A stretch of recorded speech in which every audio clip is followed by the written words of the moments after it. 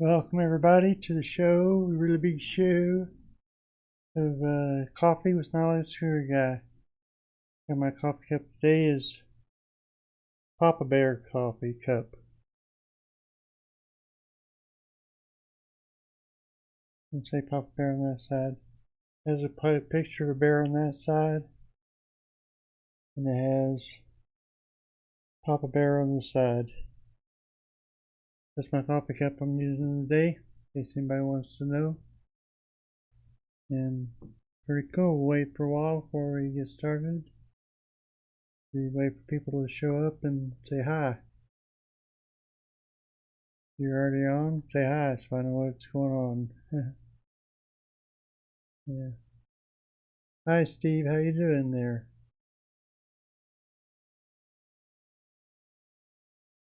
Hope today's been treating you well.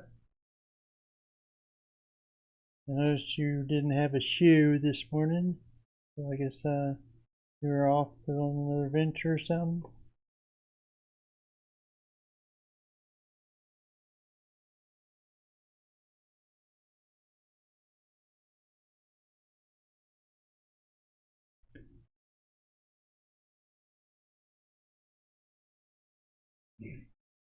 We're waiting to see if anybody else shows up before we kick into gear here.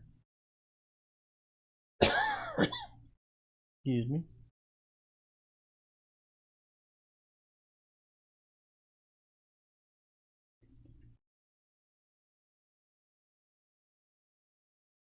Yeah, today we're going to discuss window managers. Actually, I've installed on my Neptune OS Awesome Window Manager. So we'll take a look at that after a bit when we get ready to head that direction and see what I got done so far on it. Haven't done everything. I haven't really messed with the bar a whole lot, so there you go. Yeah. Cheers.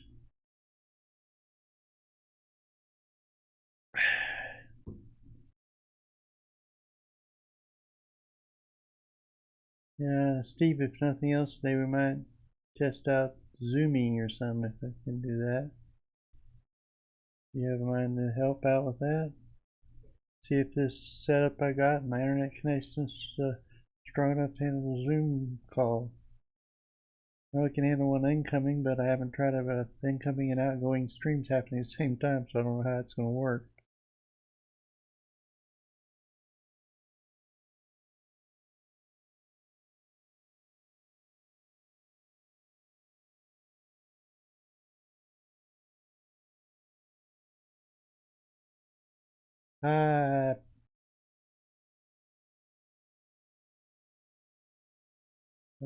Not yet.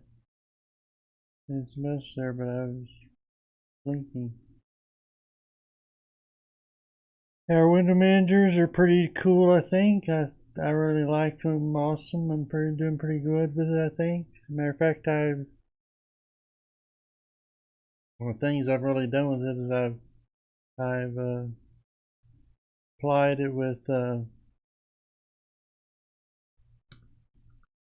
think.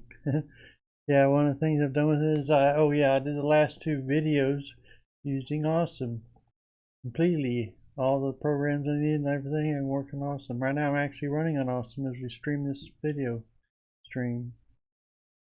Yeah, pretty cool I think. And yeah, the thing about I found out about the window managers is that it's a really construct your own desktop environment type situation. You're building your desktop around a window manager.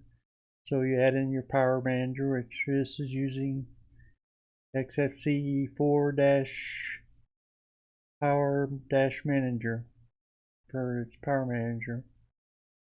And I have that all started in there. And let's see. It's also using. Can you hear me okay, Steve? Is everything coming through? I should check that first, huh? Before I get the jabbering on. Well, she probably would have said something if I couldn't hear anything, right? So, Yeah, so window managers is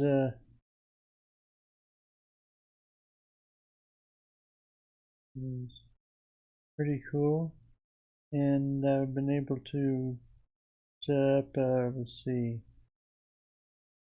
I also tried. I was fiddling around right up until the time I started this live stream.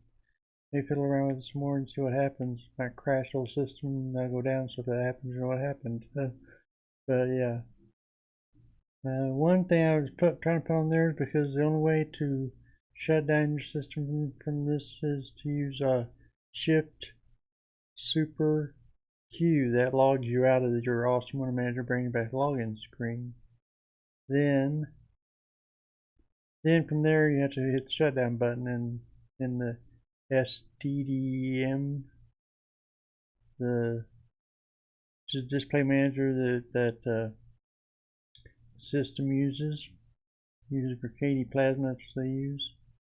And so hopefully everything's cooking on all the cylinders here, and everybody can hear me okay.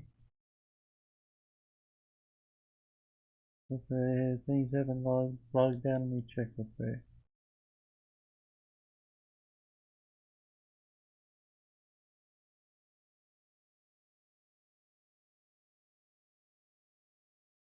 Let's see.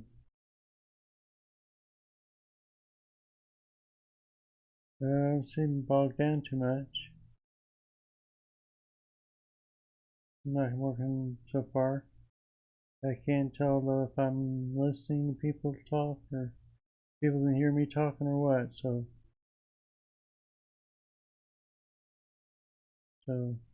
any feedback be appreciated from the peanut gallery over there.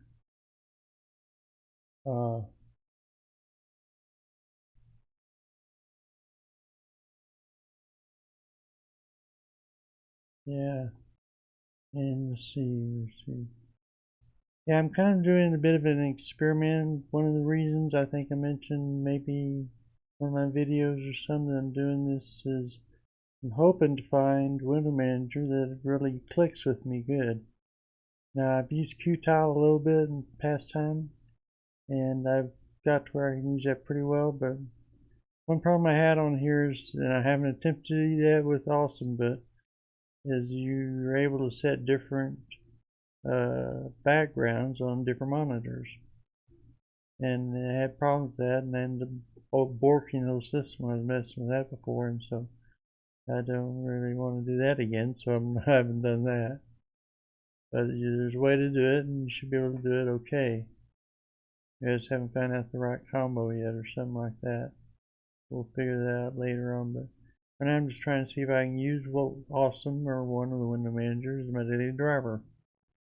So I was curious if anybody else has done a daily driver with Awesome or not.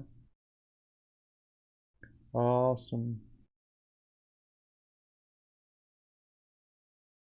Yeah, I hope my Chad is cooking there. Yeah. Seems like I got going, so I'll assume everybody can hear me unless I hear otherwise. And we'll continue on with the shoe. Now, right now, we'll have, we're going to go to my desktop here, and you get to see what it looks like, and then we'll go through the configuration file a bit. Alright, ready? Here we go. Yeah, this background is one of the Neptune backgrounds, as you can tell. And it's got the look. You can see the Awesome. This is a little bit different from I could pull some of the configurations from my configuration of Awesome on my other laptop, what's over here. Not laptop, but desktop testing computer. And I could pull the Awesome Window Manager configuration over there and some of the configurations, but I'm not sure how they match together with the regular Awesome. that is just on this system here. I just installed Awesome straight as by typing in, install Awesome on it. So I installed Awesome, and I went and edited, copied over the configuration file from the standard one over to the new one, and I've been tweaking it ever since. That's what I've got over here so far. And yeah, pretty cool looking, I think. I like it pretty well. You got your workspaces all over, what they call tags in Awesome. Tag. And you got 9 of them here.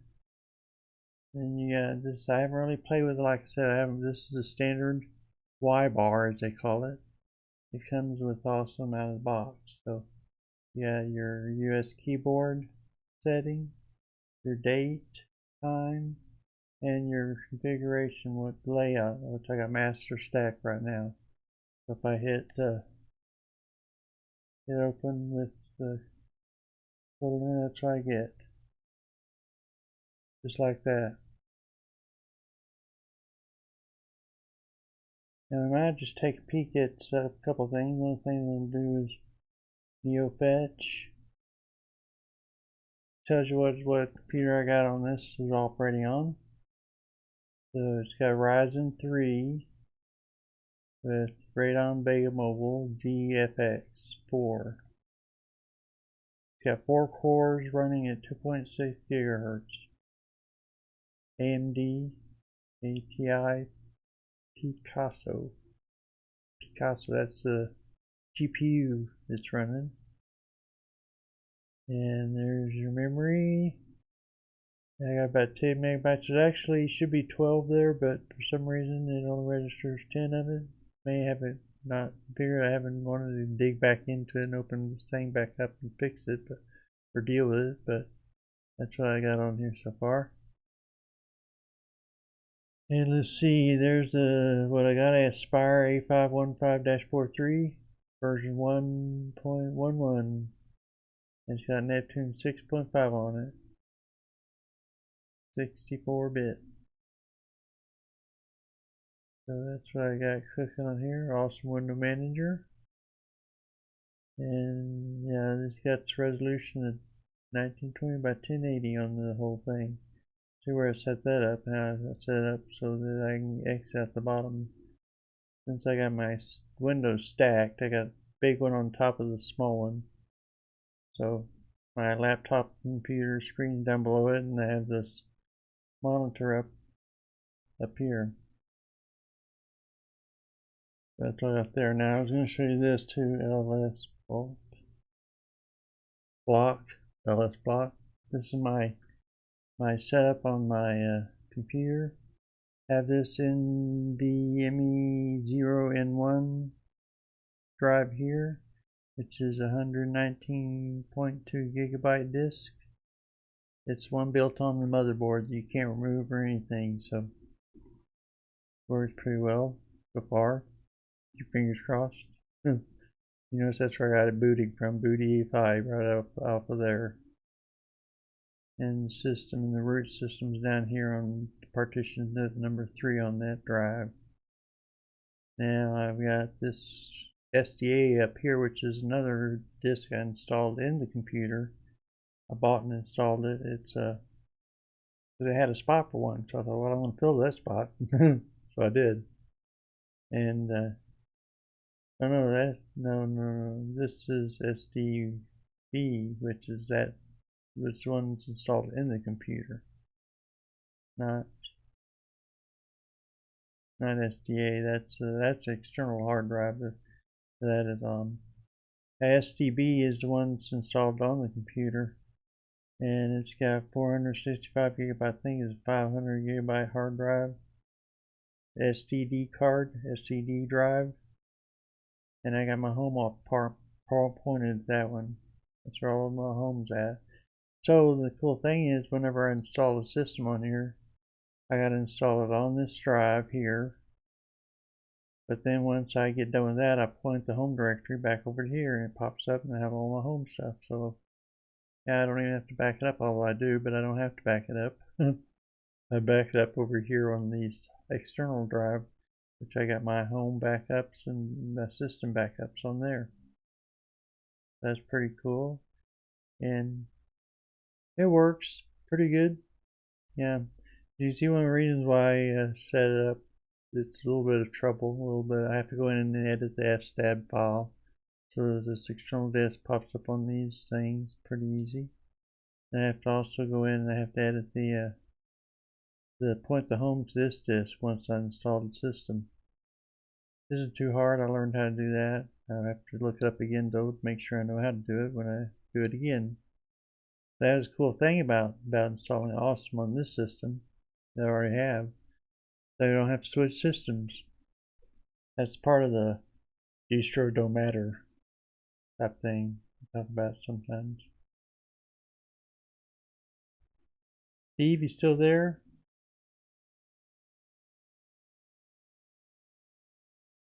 Yeah, I'm curious if anybody's listening. Yeah, so that's my home directory and swap. I ended up with 2 swaps on there, but the RAM disk swaps. Yeah, that's where my other megabytes went, my gigabytes. Anyway, so that's how I have that set up. When you look at my configuration file, if I had any complaints about that, I mean, really, it's not a lot to see there, so I'm going to show you a couple of things in it. I mean, it's a standard awesome configuration.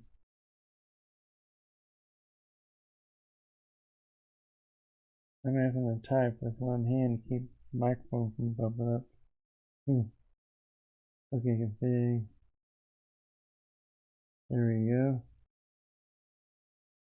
That's the only file in there too. Unlike the the one I showed you with either I'm not coming through sound-wise or he's not hearing me, or he's left the room or something like that. So anyway, so yeah, where I was going with that anyway. Yeah, there's your configuration file where it enters all the libraries right there. I point to it. Whoops, that way. There you go. Yeah, well, whatever. So then you got this configuration files there, and you get that. It has all the libraries in it, and it has error runtime is after start that it does. There's layouts, all the different layouts I can use. There's a few down here that are commented out. I'm not sure why, but yeah, it's a standard thing. I guess the only pair I need in the northwest corner. I use that one. Yeah. Then we have the menu, hotkeys, manual, terminal. Awesome. That's the menu, the little menu that pops up when you left click on something. And that's all the things that shoots in there. I need to change that to kitty probably. But I need to investigate why it has man and E there too, so I need to figure that out. I put kitty there. This is written in the Lua program, which is why it ends with Lua, of course, .lua. So yeah, it ends that part of the program, and so I'm not a Lua expert. I've never really messed with Lua other than this configuration file. It's the only time I ever messed with it. So I'll be careful I don't really change something. It's going to go Google. The whole thing's going to die off on me or something like that. So awesome. Yeah, so terminal, I set a terminal in here. I added in this control though. I don't know how to do add this in. So I put control as mod key -1, mod key 1 mod key, the main mod key is mod 4, which they use. So I use that in place of typing out control every time. Simple, huh? So go down, awesome.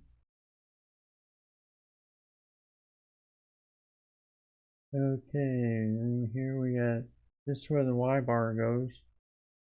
I did do one thing successfully though, with Y bar. So I'll show you here in a bit when we get out, but I was able to go to the right directory in the right place in here to change the clock to PM. It defaults to military time, you know. So right now I'd be reading 1621 minutes. 1621 right there, but I changed it so it reads 0421 PM. Finally found the formatting code for that, so yeah, it's set up in the widgets in the libraries for awesome in the main section.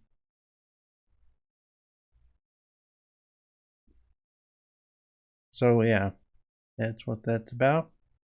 And let's see what else we got cooking here. Yeah, this creates a Y box for each screen and adds it. And here's where it adds in your tags. This is your tag function, or what is normally called workspaces. Call them tags in awesome. And you client focus move to tag, client focus toggle tag, and then you go through different screens and that kind of thing. Then here's tag list buttons. And this is here's table to join all the buttons. 1 function C. This is where it does for the alpha button, where it activates, something like that, request activate, task list, phrase equals true. So you have those things there and all that good stuff. Off the client focus. Yeah, your wallpapers here, local function set wallpapers. It uses a beautiful function. Beautiful.wallpaper sounds cool to them, but standard awesome wallpaper is okay, but it's not like great. It's not beautiful, in my opinion. Case Rothschild, what we will be, and that kind of thing. Then they have these wallpapers you can set up there, and basically, now there's about 3 ways you can do wallpapers in Awesome. If you watch my video on that, you know that. But yeah, I like to pull it from the theme itself rather than put FEH or nitrogen, one of those. Now, if you need to, you can use one of those programs, and they're in place of pulling it from the theme. But I figured I might as well keep it natural type thing. So yeah, I go and I pull it. I set in the theme, and the theme tells what wallpaper is going to go on here. If I want to do double screens, I'm going to have to use FEH or nitrogen to do that, because you can't do that so easy on the theme. It's only one wallpaper per theme you can put in there. As far as I know, you can't. Unless I forgot something.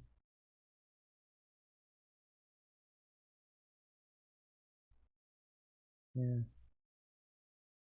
Check this out.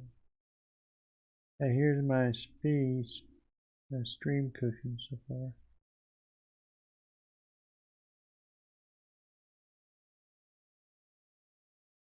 So here's my awful layout. So this is the current tag theme I got on here. But of course you can enter any kind of awful tag you want. Awful, it's kind of weird to say awful tag. And awesome's awful tags.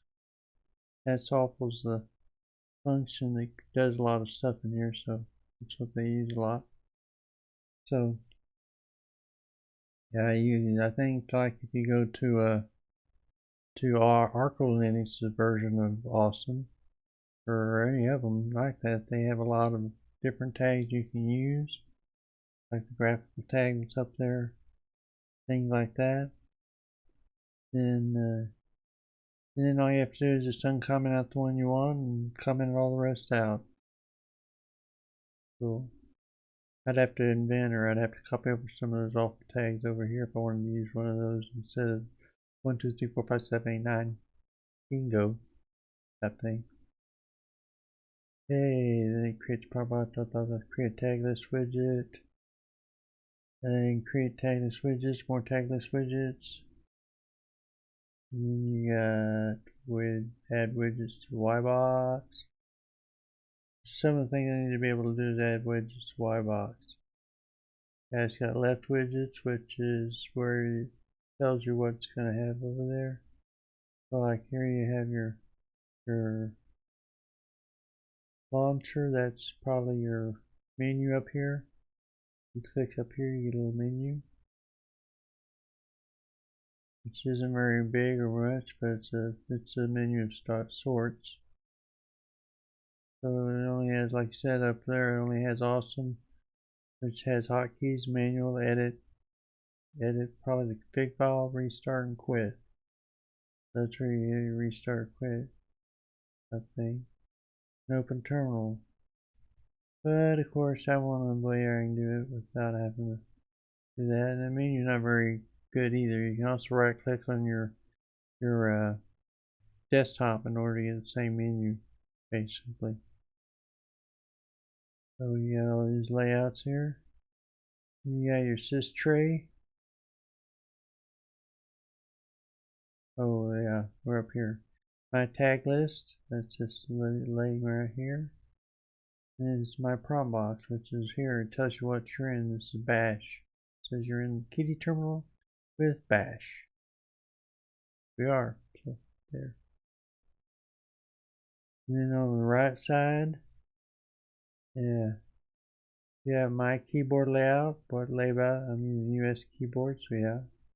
And the Y box widget sys tray. Now, if you want to change anything in there, you got to go to the Y box widget sys tray function in the awesome main awesome directory in the user share folder. User share awesome, and it has library, I think. Then you have widgets, and you have you have YBox widget, and then you have systray. And then there, I think you find the theme where you edit the Lua file to add systray different functions to that. So I got to figure out what those are on there. You add them in here. Matter of fact, you might be able just to copy over. Maybe we'll find out sometime. I'll tell you how it goes. I don't want to do it now because I don't want to screw anything up and have to cut the stream off short or something like that. It forks my system. And my text clock, that's your date and time up there, you see. And then my layout boxes, what layout I'm using. Master stack. Now you have my span inventory much. Basically, yeah, basically it's got sloppy bindings. And yeah, it toggles the main menu. You click on the main menu up there and over and over again and just toggle on, off, that kind of thing. Yeah, you review next and view previous tags. So I'm not sure what that does. Anyway, we got that. We have key bindings. These are our key bindings here. Where you add any key bindings you want to add in here. And let's see, I can find my key binding I added in where it was stayed, or it didn't work, so I assume it just did what it did before, so I assume I must not have saved it by accident or something like that. Yeah, it's key binding, show main menu.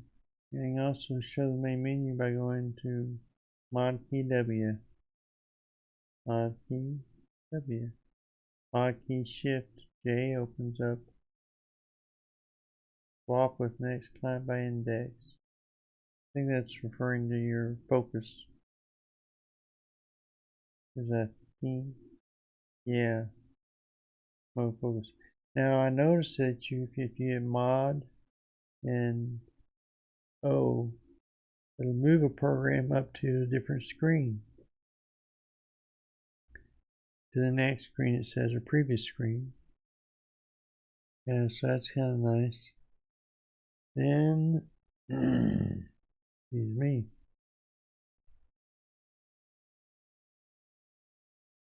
I get coffee and talk clearly, I guess. Always part of that in my videos, all the all that kind of stuff. Anyway,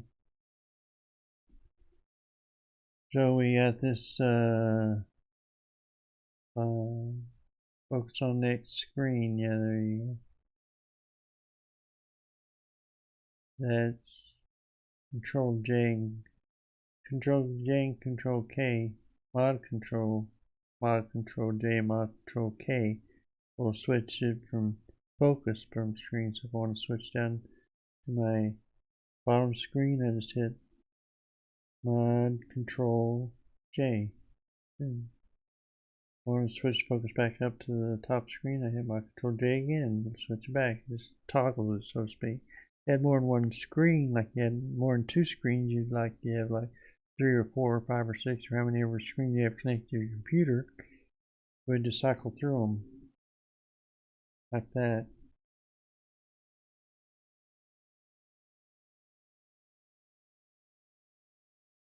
So yeah, you either J or K. J will move your previous screen, I think, and the J will move you to the next screen. K will move you to the previous screen. Focus previous screen. And yeah, and when you add this description here, which is needed because it'll have a conniption if you don't put it in there, you know, that description and group, that is what brings it up on your mod S thing. That's what it pulls up the information. It'll show focus on the next screen. So I have the key binding you have set for it. And it'll put on the screen tab. The screen part of it. Like that. So I'm sure I've added in this one. Yeah, for some reason the standard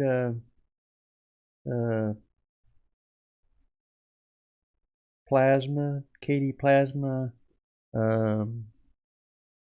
standard KD plasma screen shooter doesn't work on Awesome for some reason.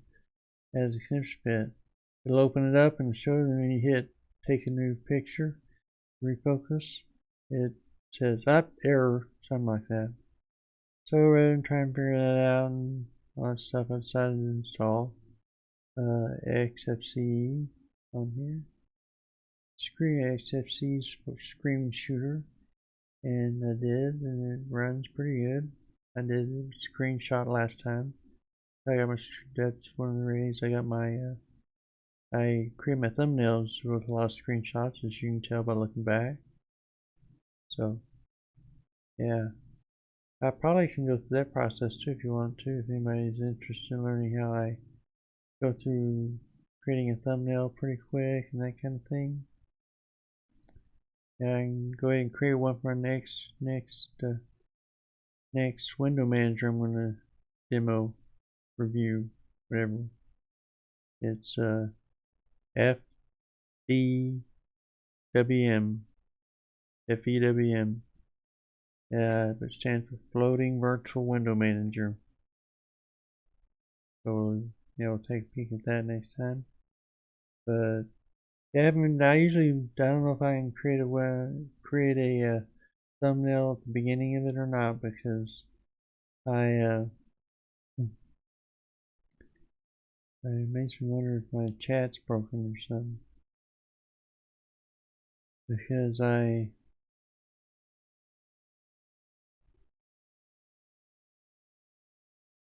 Let me see. Let me try and chat real quick and see if anything happens. Any error or what?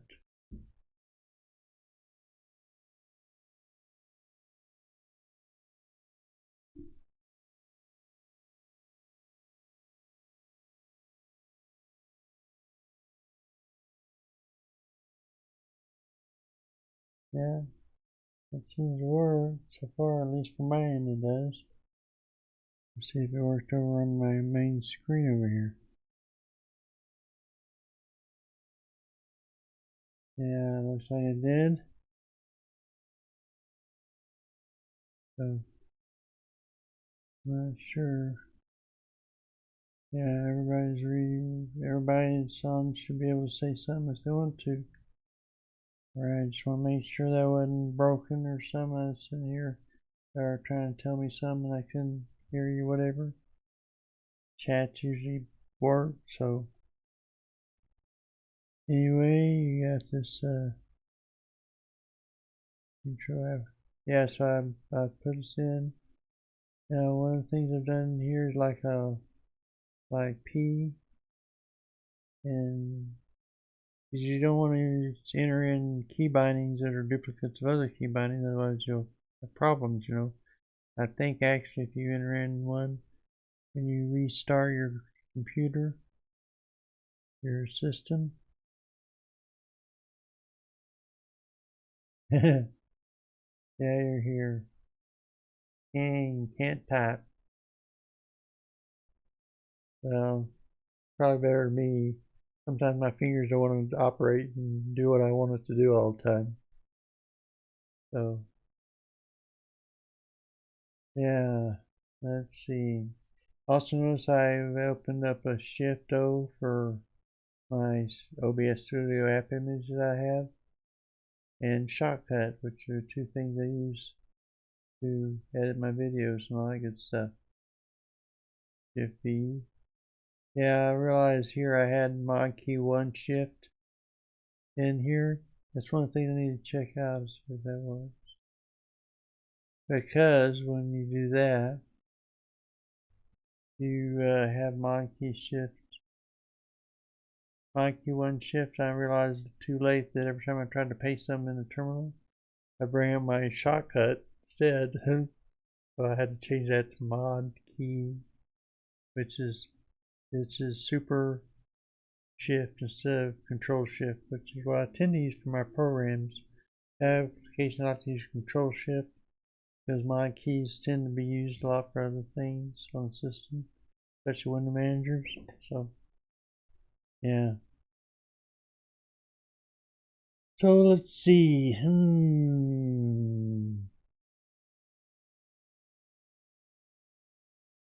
Yeah, so anyway. As screen shooter, we got file manager. I had to set that in PC Man FM.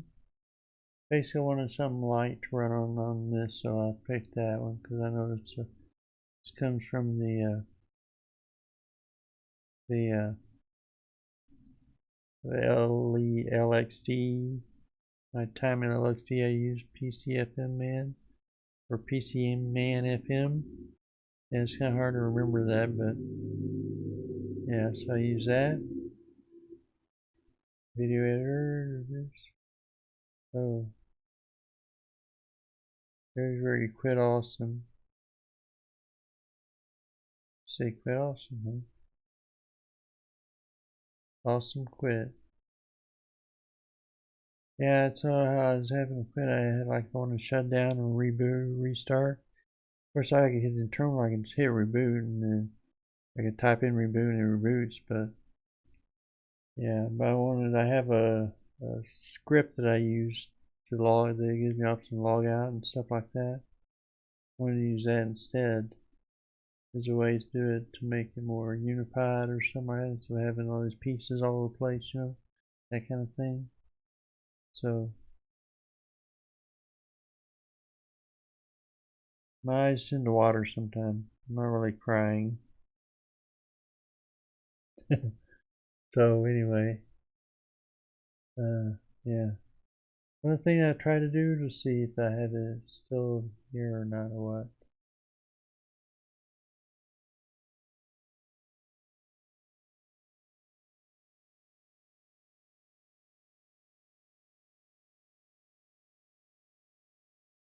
Oh yeah, here's where I set my thing, use my log user out thing. And I set it to mod key X. Now, what I don't understand is that this here must have not set alt right because or something like that.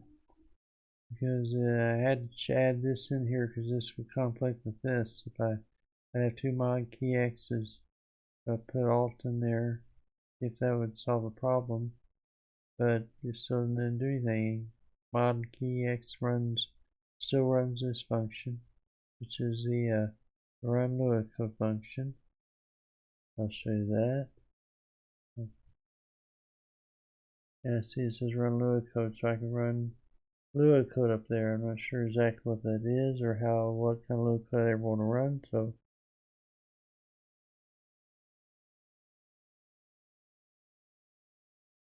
and let's see. We got the stuff down here. My prompt box widgets. Yeah, then I changed this out and run this here. Didn't seem to work. I'm not sure why. I'll figure it out later on because I don't have time for this to figure it out. I was messing with this right before I started the stream, so ran out of time to fix it and work on it. But yeah, so let's look at that now. You got all these other ones here. Yeah, you got all these different ones: minimize, maximize, unmaximize, control, full screen, and this is finding. Oh, this would be like you want. I think this is what if you open up certain functions that it will move and that kind of thing. Different programs around stuff. Different feel. I can't remember what you call it. Set keys. Root keys. Global keys. So I guess that sets all the keys in there.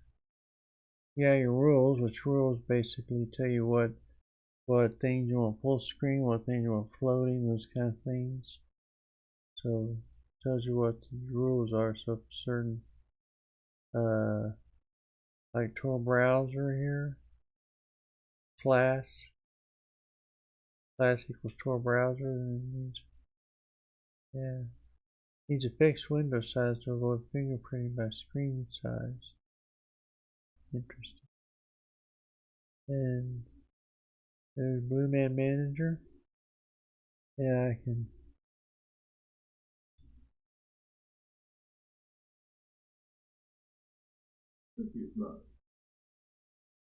Bluetooth connected. I must be using the KD or something there. This isn't the auto start, and I didn't auto start Blue Man or anything like that, so it must be pulling it from somewhere else. Which is good because I need to use my speakers on here occasionally, just in case I want to hear something, those kind of things. And so this G calculator.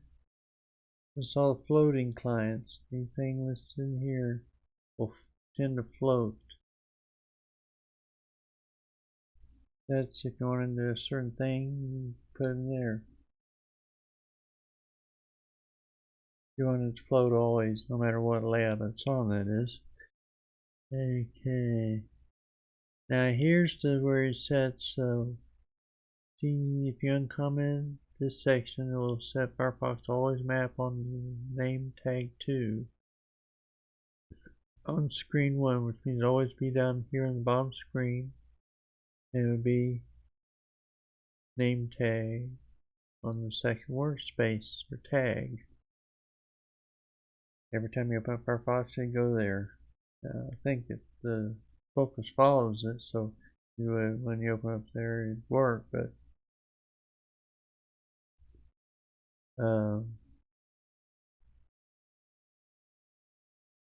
Yeah, so this said, this is one thing I did change in here because I didn't want the tile bars. Tile bars look kind of ugly anyway, with buttons and all that kind of stuff. So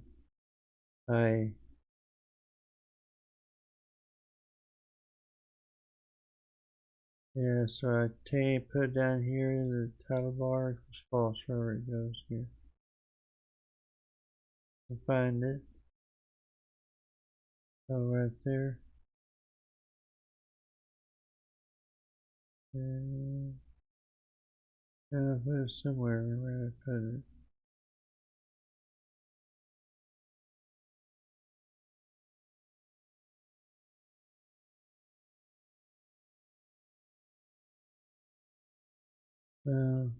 Awful tile bar wedges. That faces buttons and tile bars. And it's got floating button man on sticky on top.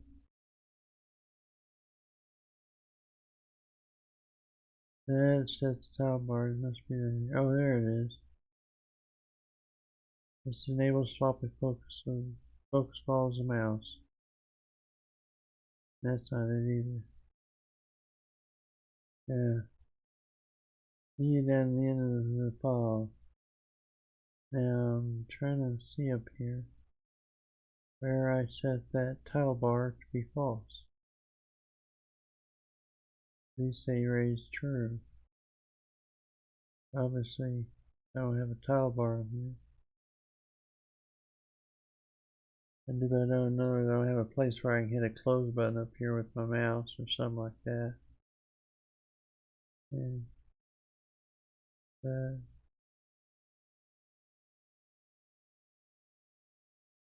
let's see if I can find this real quick.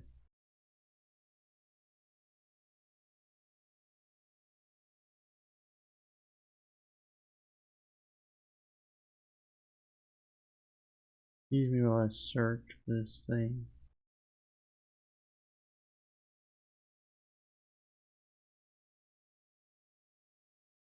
There it is, right there.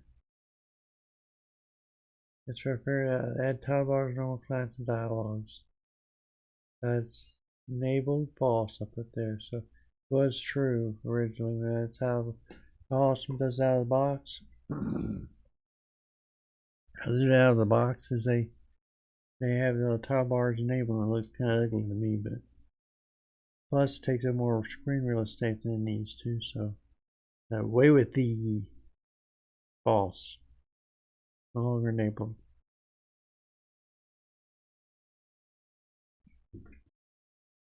Now down here is where I put my auto starts. Yeah, so I got this where the auto starts, Wi-Fi, radio up, auto starts. Yeah, it's all manual. No, doesn't seem to find a proper app manager or network manager over here on Debian, so ended up with a command line thing. Of course, they give you a notification, nothing up there saying it's connected or nothing like that.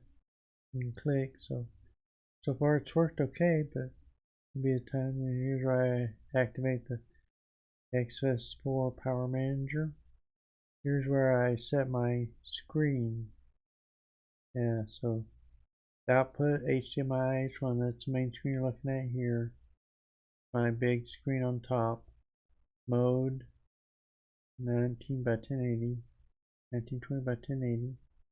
Your rate is 60 frames per second or whatever that stands for. I can't remember, is it a second or what? Probably. Output, and then this is my laptop's monitor down below it. Set as primary, and it's got the same resolution, and it takes 60.04, and I put it below the first monitor, so that's how I did that. Hello, Rhino Games. Interesting. How you doing today? Hope everything's going good for you. So that's how I set that. My monitor's in there, and it works. Yay! I had to play around with that before I figured that out, but I had to study, research it a bit like I do most things. So I Google a lot, and of course I've been told by some programmers, friends I have, that they Google a lot too. So yeah, they Google, and find out all this stuff. I'm doing great. Pretty good actually overall. Got my coffee here, my Papa Bear mug, and doing pretty good. Pretty good. So that's my configuration file for what it's worth. So I gotta fix the bar up here and awesome, so I make it do what I want it to do. And that kind of thing. I want to make it more like what I got over on this one. So I need to look at that theme and see how it's set up over there. So that'll be good. So does anybody on here use Window Manager? Have you ever used Window Manager for more than 1 month or so? Approximately? Your daily driver? Interested to know if anybody has? Yeah. Good. Very good, very good. And I think one of the guys last week said they used Awesome, didn't they, Steve? Like, can't remember his Nate or Jacob or who, but one of those guys did. He said that they used Awesome, so I figure you know who they are, Steve. And drinking some iced coffee himself. Alright, iced coffee. Nope, you don't know, huh? No. Yeah, it seemed like one of them said they used Awesome Window Manager before. I don't remember who it was. I have to go back and watch the whole thing. That'd be kind of boring. It's like coffee with Madeline Skewer guy watching old coffee with Madeline Skewer guy channel stuff. Be weird, wouldn't it? So let's see. Neptune. Yeah, Neptune is a pretty good system. I like it pretty well. I think in my video on it, my video that when I reviewed it, at that time I wasn't using my daily driver. I was still looking for a good daily driver. And I tried all these daily drivers and tried to do it and figure it out. Vince uses i3. Maybe that's what I was thinking about. Maybe I remember somebody saying that. Yeah, i3 is a pretty window manager. The only thing I don't like about it is it's not fully dynamic. In other words, I guess there's a way to make it that way, but it's kind of half dynamic, half tiling. And every time it'll go vertical or horizontal. But every time you want to go a different direction, like you want to make the next window vertical or horizontal, you hit a key combination before you open up the next window to do that. Now, well, defeats the whole point of having a dynamic tiling window manager, doesn't it? I would think. So, it's the only thing I didn't like about i3. Yeah, otherwise, I think it's one of the window managers that I'm going to be reviewing on Arco Linux, so we'll see how they have this set up. Maybe they have some doing different. Peter might have. Yeah, he might have.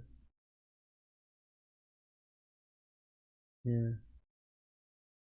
Yeah, Peter's, which I thought he might be here today, but apparently he's away or forgot or something. Who knows what he's doing? So, you never know who's doing what this time of day. So, yeah. Let me think a second. And that's all pretty much I had to show you on my stuff. And if you have any questions about any of it or anything like that, fire away. I'll do my best to answer them. And otherwise, I'll show you other stuff, like I can show you how I create thumbnails and stuff like that. when I first started the channel back in last August, I didn't create my own thumbnails. It's been a while before I did that.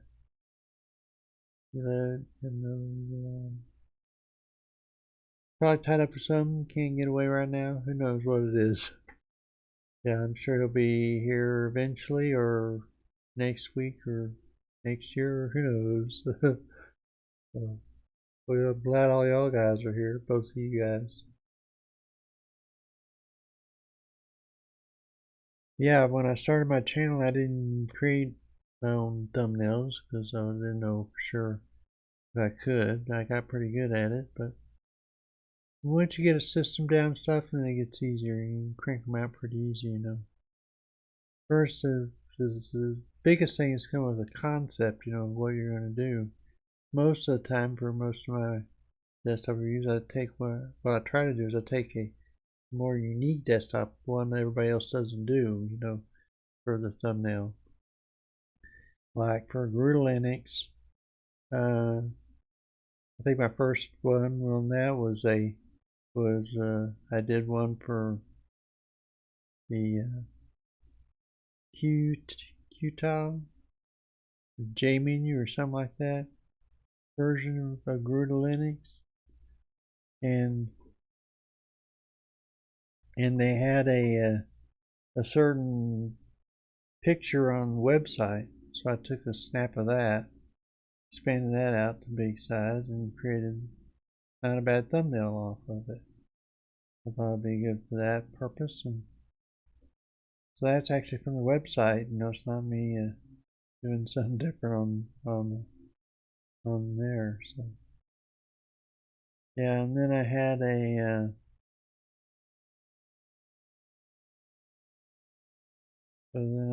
so it's kind of hard to think about doing a thumbnail before you actually do the review. Yeah, because usually I find something as I'm editing the video or going through, I say, oh, that makes a cool thumbnail picture, so I get that one. Especially if I get a neat background on one of them, you know, and I'll take a picture of the whole screen, set up that way. But then once I got that down, well, I'll show you what I did on this last one. That sounds like an idea, huh? So this last one was a dynamic tiling window manager, and this started up here, I think. And start boxes.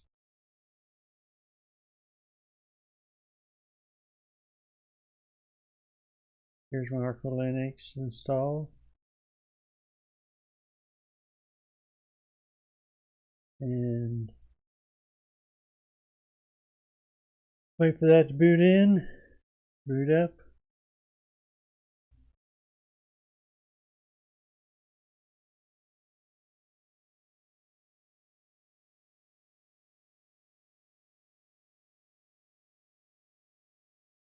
So I know I can show you the awesome there and compare my awesome to its awesome. Awesome. Yeah, I can show you the look I'm hoping to go for on mine. There's one theme on there I particularly like that I set up on my screen here, and I'm curious if I can make that happen. Pull the bar over there. Okay, so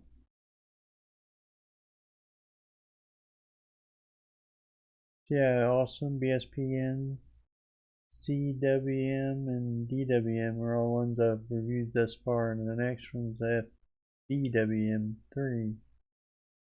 Then I'm going to review Herb, and then we'll go on to the other ones. I have to reinstall with another set. I could have installed all 12 on here, as I realized, but I wanted to make sure I didn't get too many on here one time or something like that. Then a lot of DistroTubies installed 12 of them on one machine at one time. So they really don't conflict with each other. They all have their own config files, their own directories, that kind of thing. So yeah, so we'll go up here and check it out real quick. I think it's set up so that it's got the one that I last used on. Yeah, there it is. That's my awesome window. That's what I have on my testing computer over here. Well, hi Peter, how you doing, dude?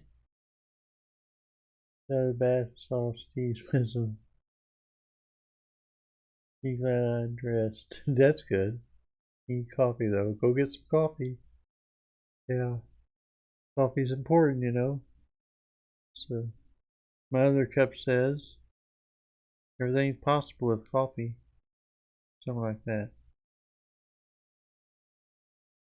Anyway, that's my screenshot of what's on my testing computer currently. We give it, except I think I disabled the conch on that one. I haven't disabled this on this one, so because all these things I already know all these screen things for the most part, so some of them aren't even accurate anymore because I changed things on here, and this stuff's all up here in this thing, you know. So the only thing it's not, I think, is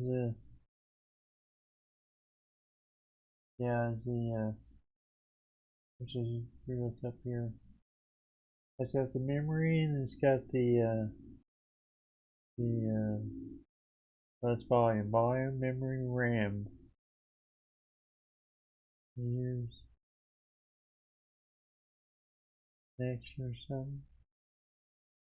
This is kind of cool. I want to get this if I can. It basically shows download and upload speeds of your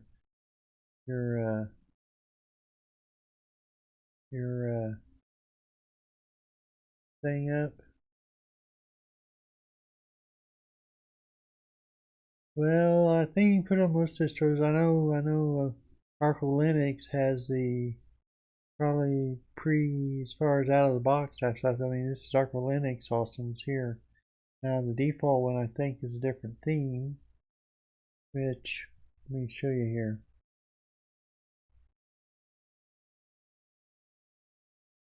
Yeah, so you go to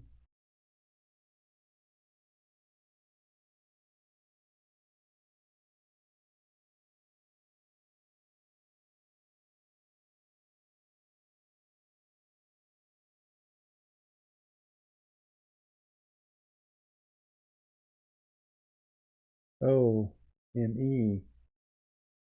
Awesome.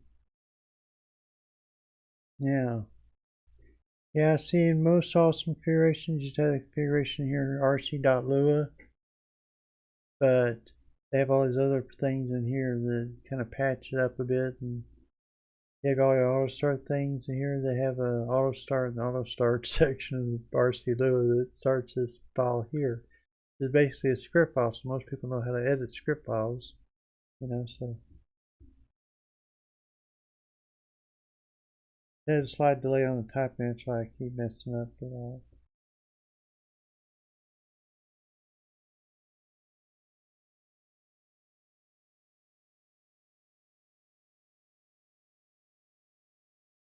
Like watching water torture, isn't it? Yeah, so then you can run nitrogen if you wanted to. You can run FH. Yeah, all the ones that have defaulted out of out of Arco Linux have run FEH. Also, I found out here that if you probably, especially if you have a bigger screen resolution, one of the defaults to, one changes to scaled. Or scale, not scaled, scale. And it will scale it. So to your screen size, whatever that is. You notice when it first popped up over there, it basically looks like there's four of them, four wallpapers sitting there kind of matched together. That's what happens if you just have filled there. But if you put scaled in your FEH, then it'll scale it out to full one picture to full screen size. That's good to know, huh? Yeah, and but anyway, it's pretty easy to use. And you got run conky here. You can comment that out like I just commented that out, like that. Now next time I run it won't start conky. It'll go away. Bye bye conky. And yeah, so it has several things starts up in here. Run variety, which I'm not quite sure what it does, except I think it has something to do with wallpapers, but I leave it running because it doesn't seem to mess up anything. Add back tray, maybe that's what I need to run in order to get that. Yeah. Started at 4 o'clock p.m. Mountain Time Zone. So you're in Kentucky, if I'm right. So I guess if you're in Eastern Time Zone, it'll be 2 hours later. Should be 6 o'clock, I guess, your time. Assume Kentucky, where you're at, is in. If it's in the Central Time Zone, which I don't know what it is, but it might be. Can't remember where that line goes there. Then it would be 5 o'clock. 4 o'clock here. So yeah. So yeah, you also set in themes, so that's how I have it set up. Blah blah blah. Can't talk right. I have it set up in my setup, which is why I have commented out FEH and nitrogen because I don't use those. And here I try to go with themes. There's that picture there you saw is correct, so it should be 6 p.m. Eastern, 4 p.m. Mountain Time, 3 p.m. Pacific Time, and 5 p.m. Central Time. Here probably was Eastern Time Zone. I wasn't sure exactly what part of Kentucky you lived in and where the line drew down there, so. So I have nitrogen and FEH commented out in this file. Anyway, this is your auto start, so it'll run. It's just basic bash program.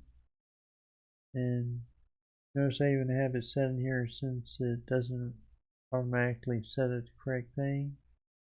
X-render. So as far as the ease of having things preset and working and beautiful thing, you can do that. Now I didn't show in my stream, not my stream, but my video on Arco Linux, awesome, how to change the theme on there, which is why I end up with that theme on this thing. It's actually a theme I use to make my thumbnail out of.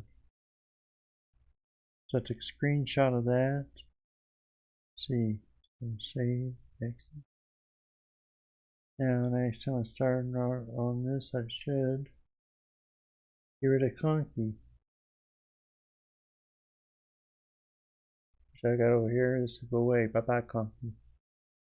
Now as I explained in video though, all these if I do Shift Super R, excuse me, it restarts your Awesome Window Manager.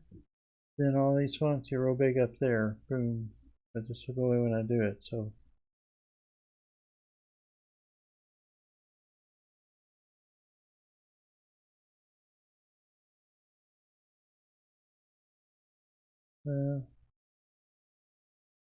I'm sure I did it right.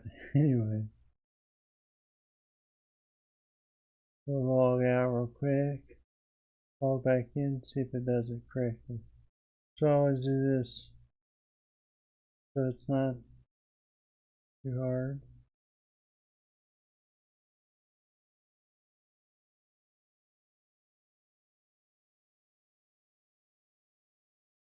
Either scales it out. Now conky's gone. See, no conky. Bye bye conky.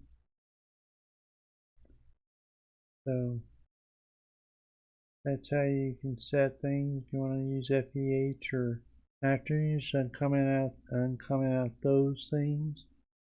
And make sure nitrogen is installed. Some of them don't have it automatically installed. You have to install it yourself or something. But yeah. Arcola is pretty cool, I think. I like this background here. Road going off in the distance off in the. I'm wondering where this is at though. Like, is it in New Mexico, or I can imagine this being New Mexico Road, or is it even Colorado code? I've seen Utah, or it could be anywhere. You know, where there's snow in these kind of mesa-like mountains up here. Not really mesas, but I looked that up one time. In one of my books I was writing, I had to look up the difference between mesas and all that kind of stuff because I wanted to use the proper thing. So I used mesa, and I went, what's that right? I went and checked out the what a mesa is. And mesa is actually a huge, huge area. You know, it's like I think there's a mesa that covers northern or Oklahoma actually, and the area and things like that. Hi, Robin. How you doing? Welcome to the shoe, the really big shoe over here. So, yeah, so Awesome is pretty cool. I liked it a lot. And now, as far as distros, I mean, you can, like I said, if you have a daily driver distro you're using currently, is what I did on my daily driver, which is yeah, it's Awesome Window Manager. This is the Arco Linux version, and it's a sky theme, if I remember correctly, or sky some theme. See where those are at real quick. You know where to find these things. And see.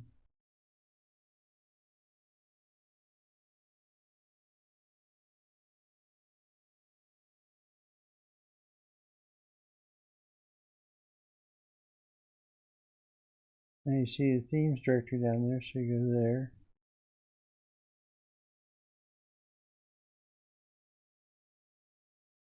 And you got, now the one that automatically defaults to when you first log into Awesome is this multicolor one, an Arco Linux only. And if you just install Awesome on your desktop, on your current version, whatever you have, if it's in the most repositories have Awesome, so it's not a bad deal. But yeah, then on Arco Linux is Awesome. Default to multicolor theme, which is one of the better ones on here. I mean, all these are just in colored text, basically up here, different colored text as up here. Yeah, the one I like to use is Power Arrow Dash Blue. Sky's awesome, regular Awesome theme, I think, on my thing, which is okay. It's not like great, but it's there. And so, what's the color Blackburn?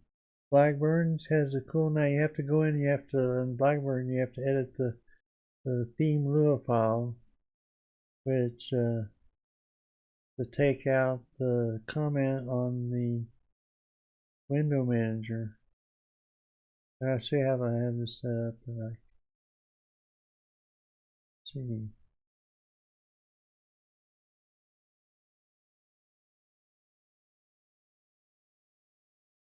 So you have your theme Lua. Wall.png is your background on it. And you can edit your theme.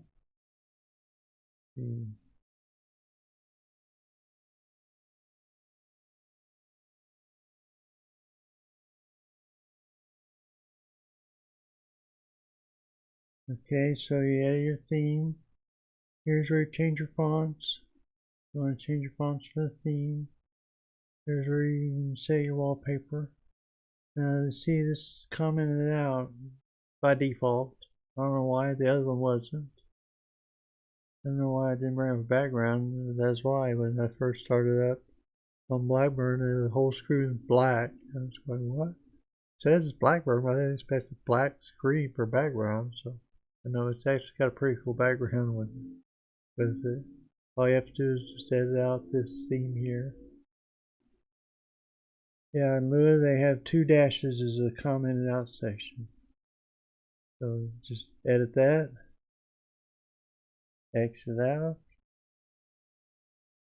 and then you restart it up, and if you set the theme in Lua file, rc.lua file, then it'll start the theme. It's pretty easy. They have it set up pretty easy in there. I'll show you that real quick.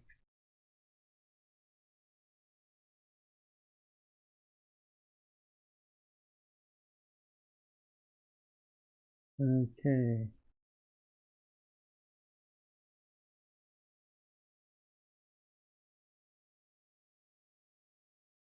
It's type somewhere in there. Oh, you put that all in there. Lua. There we go. Now the theme selector. So go toward the top of the file, and it's right here. I'm list out themes. There's 1, 2, 3, 4. So you choose theme here, and you just choose what theme you want to use. I chose Power Arrow Blue is what it's currently, but we'll change it to 4 and see what it looks like. With the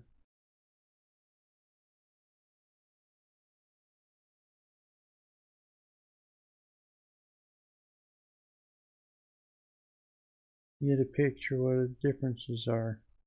The themes in Arco Linux has set up for these. Okay.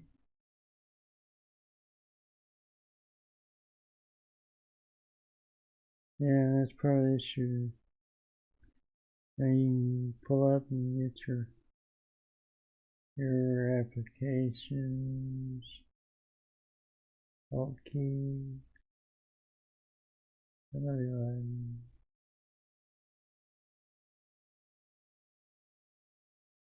Anyway, let's see.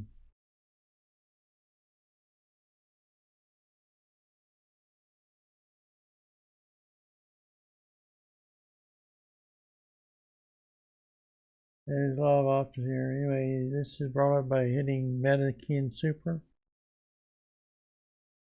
Yeah, I set my Neptune Debian based system with Awesome on it. I'll show you that in a minute. Actually, if you look at the first part of it, I go into it more in depth. I'll show what it looks like here as soon as I finish with this part. Let's see. Drop down terminal. Okay, so anyway, that's probably that. So we'll just go log out, log back in. Best way to do it on these so it screws up your system. I think an Arco Linux version of Awesome at least.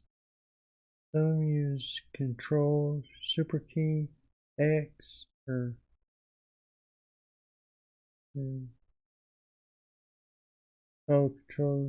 Control Super Key R reset your thing. Others use Shift Super Key R. Not sure why the difference, but there you go.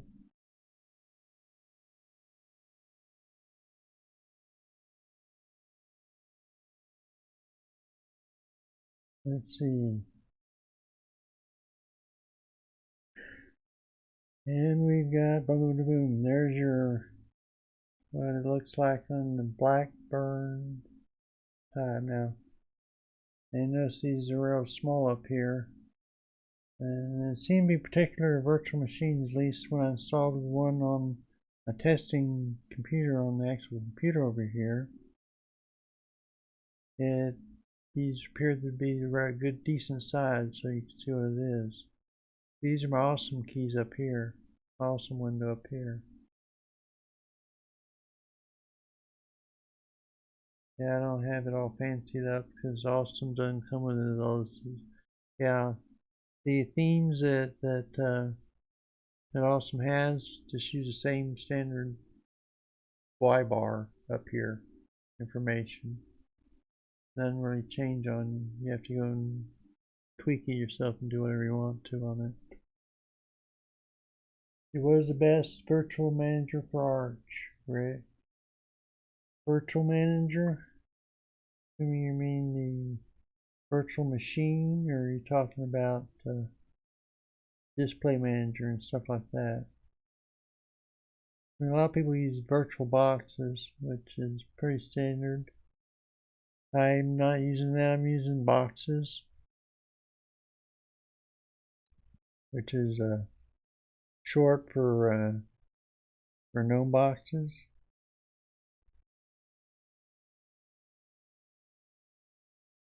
So John Vermin. I haven't tried Vert Manager myself per se.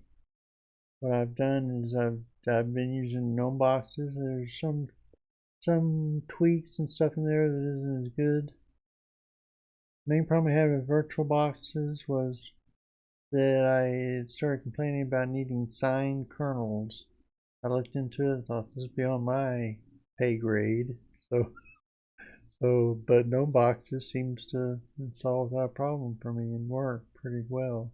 What I want to do on it. There's been like I know that in virtual boxes you can set it so as you force it to use UEFI booting option if you wanted to show that. But I can't do that in gnome boxes. I haven't figured out a way to do it in gnome boxes yet, so they're still developing it. It's come out pretty good. But I can do what I want to do. This is a gnome box here, virtual manager. So anyway, this is what Blackburn theme looks like out of the box. As I was saying, on my computer over here, when I installed the PowerX Blue, it came out with all these looking bigger.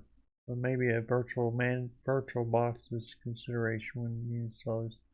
Maybe specifically no box for all I know. But it's real tiny, so I have to go in the theme and increase the size of the fonts on there, and then poof, it looks normal again. Now the weird thing I was saying, I think it's Super Control R will restart it. Oh, it's a rename tag function. Okay, we'll try Shift Super R. Yeah, it makes it look bigger. I don't know if that's the normal size of it or what. But you have to do it because if you log into it, it'll always be a tiny thing, which of course is kind of crazy. Yeah. Okay. Gotta reboot following an update. Now, as I was going to show you on this, what I did on my Debian boxes. Let's see. Let's log out of this here. Shut down. And in my Neptune version of it. Let's see, did I miss any questions?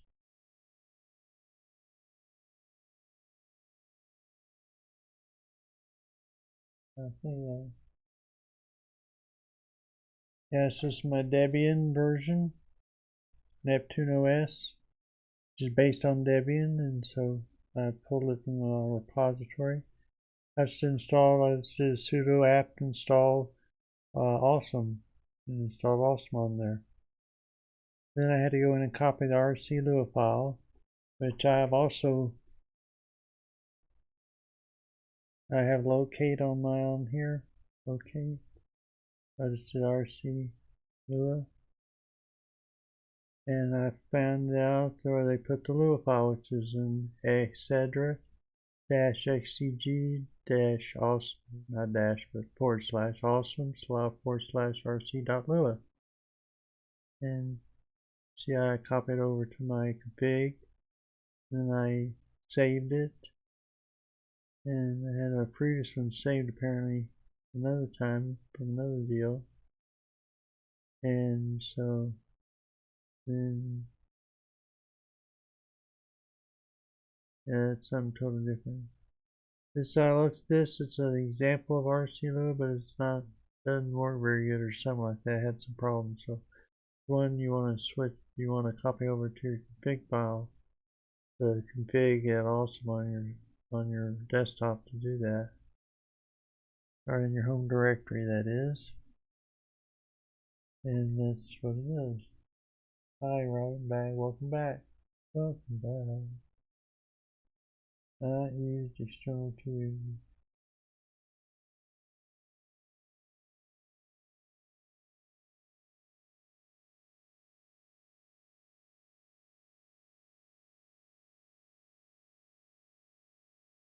Yeah, now Neptune OS comes with KD Plasma Desktop.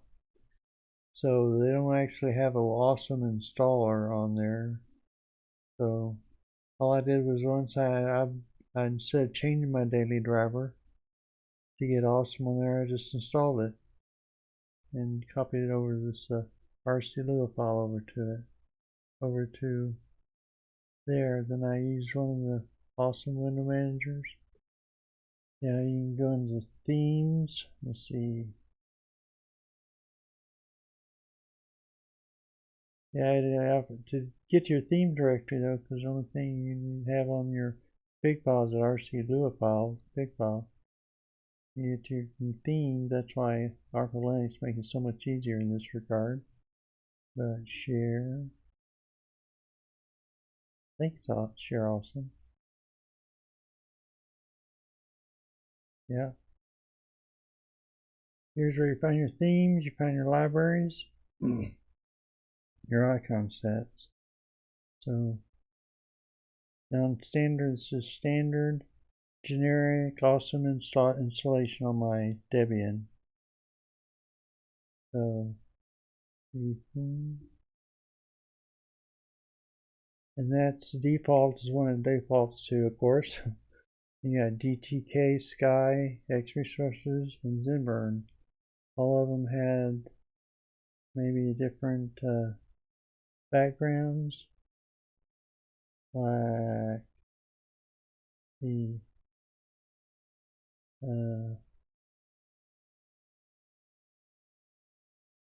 Sky.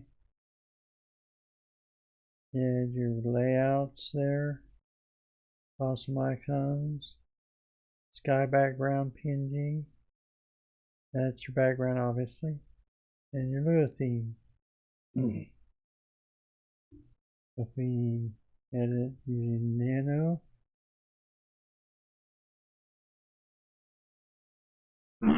excuse me, you have a local theme font.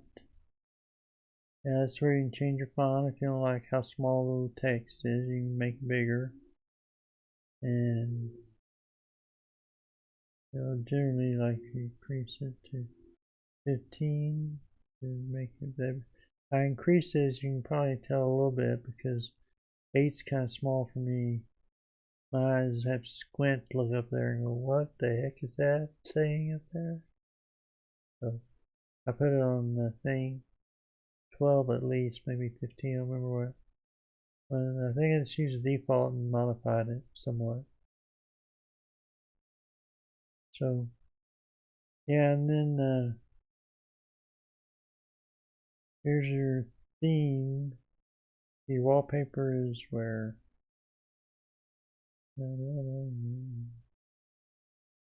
images.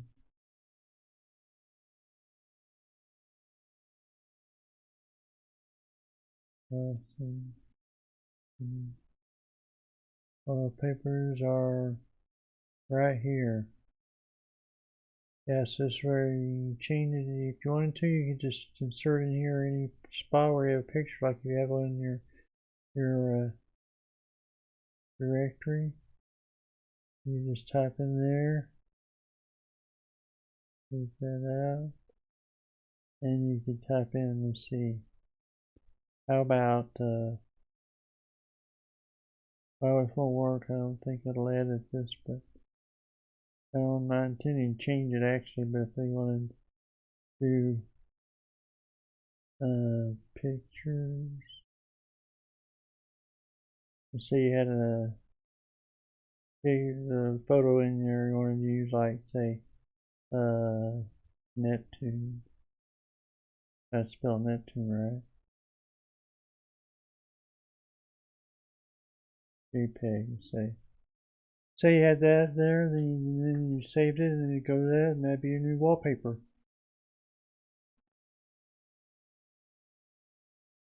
I actually do have a wallpaper that I use on my I think I showed that last week or something, if I'm right, but yeah, I showed wallpaper on there of Neptune on my KD Plasma desktop. The actual it's Voyager 2, I think, picture of Neptune, which I like and kind of works. So yeah, so there you put that in there and you change that. So yeah, as I was saying, if you know Lure or you know stuff, you can do pretty much anything you want to. I think I didn't do pseudo nano, so I don't think it'll save it. I don't want to say that because that's a non-existent picture, just an example I printed.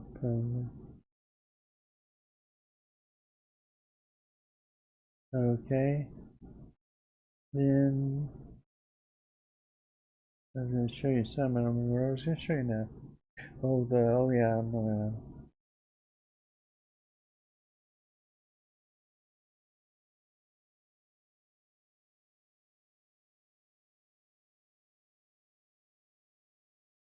I want to show you some libraries. These are different menu bars, just like so. Y box is where the stuff that goes up here is. I'm going to show you how to format, where to find the formatting for changing PM and AM if you want to do that. 24-hour clock instead of 12-hour clock instead of 24-hour clock, blah, blah, blah, that kind of thing. You go to Y box.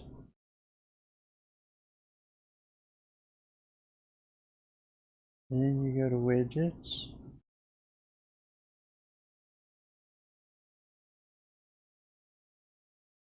Then you go to text clock right there, Lua. Edit that file. Except you have sudo.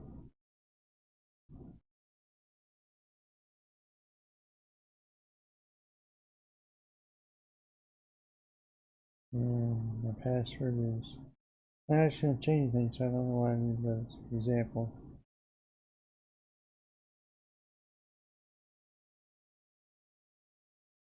And I think I missed a letter in that.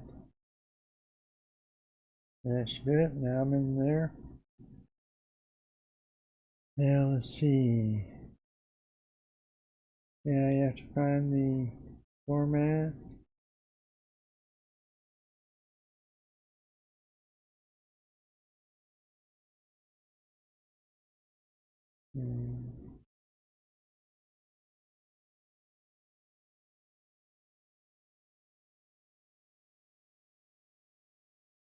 Easy way if you want to find format in here though is to do a Control W and nano, that is, and do a search on %n. Yeah, here you are. So that's where it is. You change that to I. It starts out with H default. Change I, and I add the %p to put in lowercase. It's kind of weird because you put in a capital P, there's lowercase pm like that up here. Put in the lowercase p, and then there's capital A pm or am, whichever. Kind of odd in that way. Oh, that's a question of a minute, Peter. Now let's see. So let's refine that if you want to change that anyway. That's there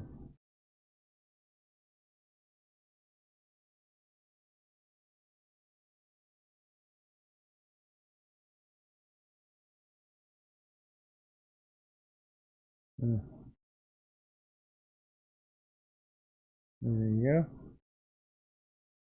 Now the reason I use Debian is I was on a big search to find a distro I liked, that kind of thing. So I was going through all these distros and use my daily driver. Now, one of the things I wanted a distro that could do a desktop entry that could do uh, tiling, dynamic tiling. There's only two desktops I know to do that. That's one with Pop! OS and KD Plasma. You can set that up with a script in there that'll change the dynamic tiling window manager. KWin to change that. So I knew I could do that. And I had gone through all these other distros. I wanted a stable distro, so I was kind of looking for Debian and Ubuntu type thing and be stable. I didn't want tons of updates coming in all the time. So for my daily driver, I wanted to be stable. So I was looking for that, and I tried Debian itself a few times, but I worked okay, it's alright, but it didn't fulfill all my needs. I also wanted some that had a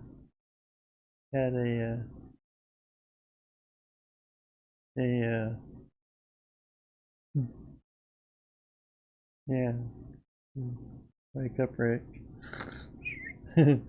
Anyway, so I wanted a distro that was stable, like Debian or something like that, but the Debian version I used was kind of didn't have actual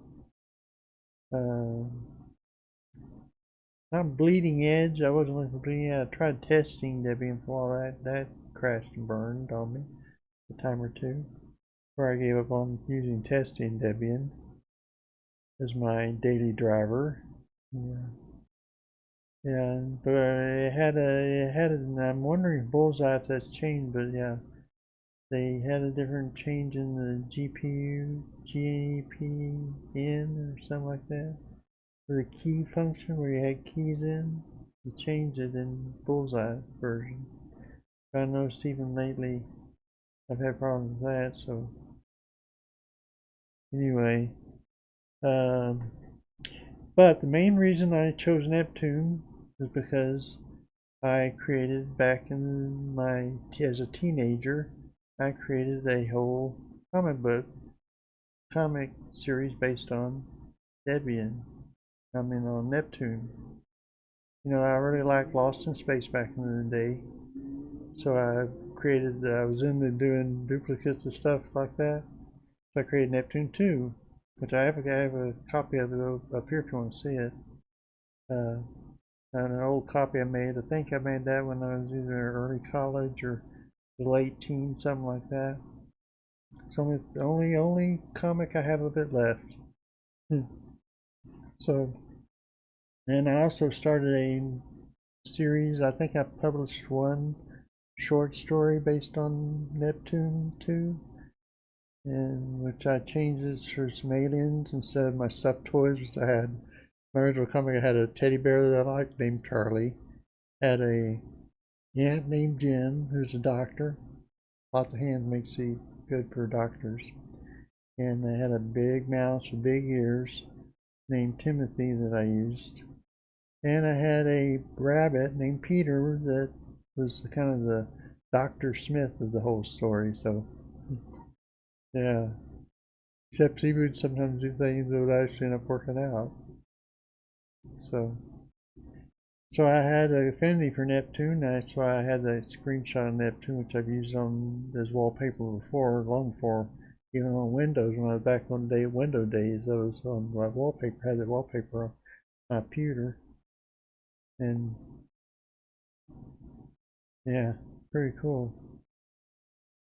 So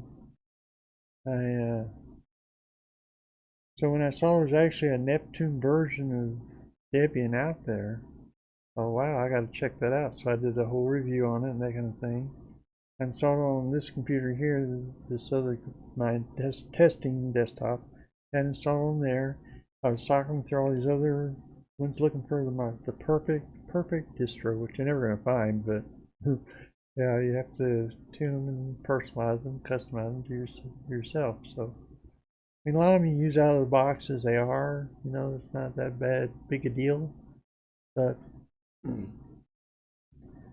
I wanted certain tweaks, certain things, get particular about stuff like that. So I was operating over here, and at the time it wasn't testing, it was my writing computer. another laptop from a testing computer. And say, I gotta get some drink.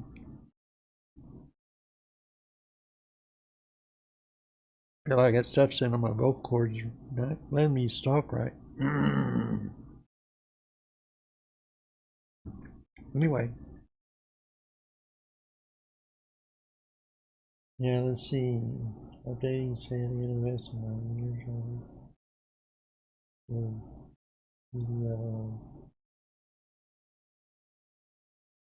Salient OS. Yeah, I think I think I have a video on that somewhere back there.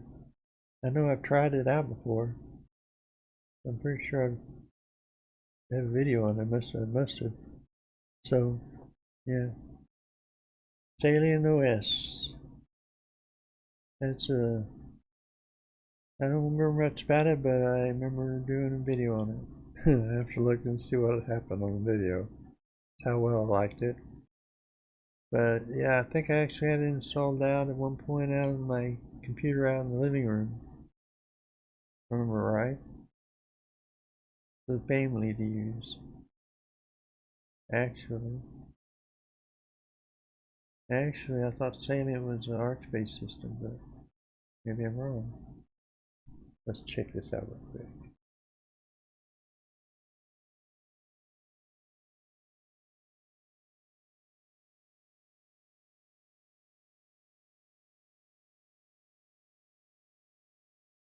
Based on Ubuntu and use OpenBox as default desktop. Yeah. Supposed to be a lightweight system for 32-bit machines. The live system includes GNOME and XFCE components. Uses Karaoke Composite Manager by default. I can't remember that. Yeah, I can't remember that. I think I used it for a while out on my main machine out there too. Yeah, Salient OS. You do, huh? Remember testing Neptune?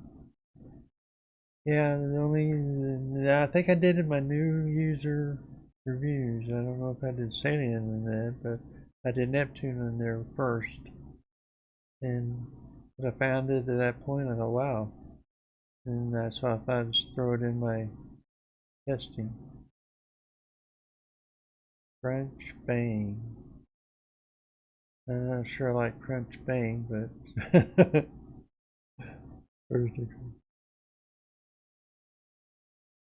okay, we'll see you later, Robin. Check in next week. Have a good rest of your Sunday too. Italian, huh? Interesting.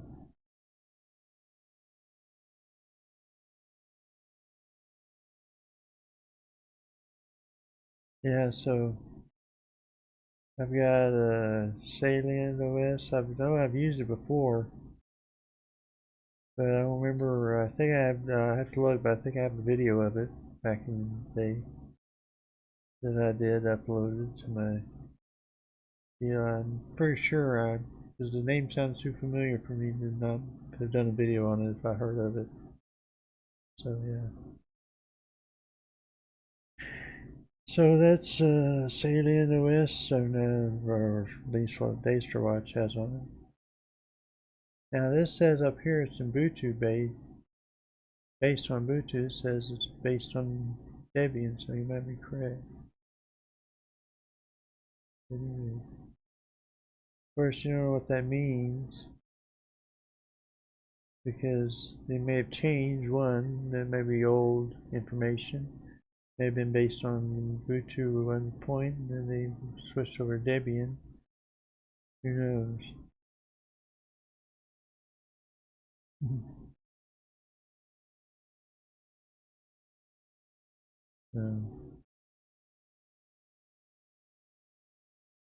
Yeah, one of the things I wanted, oh, well, I was going to say one of the things I wanted for system also was more modern update software.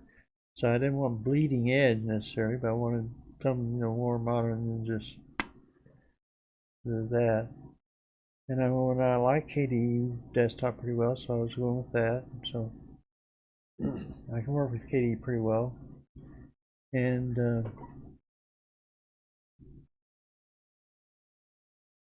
What I found out though is that I can't get the most modern up-to-date stuff on Debian's, even not even on Neptune, but so it doesn't have any more modern. Some of the things I think are a little bit themed for Neptune.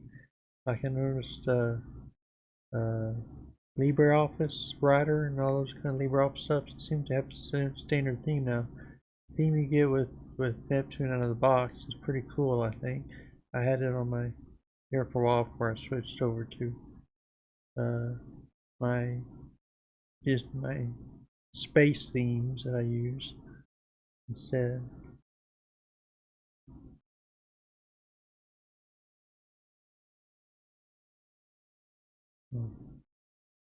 Oh, bad. Now, BDLL, what does that mean? What's BDLL? Maybe missed that, maybe missed it the first time, or not sure what you're referring to there.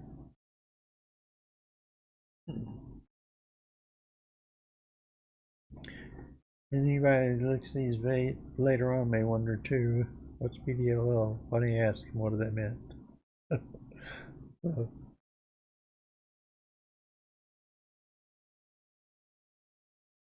yeah.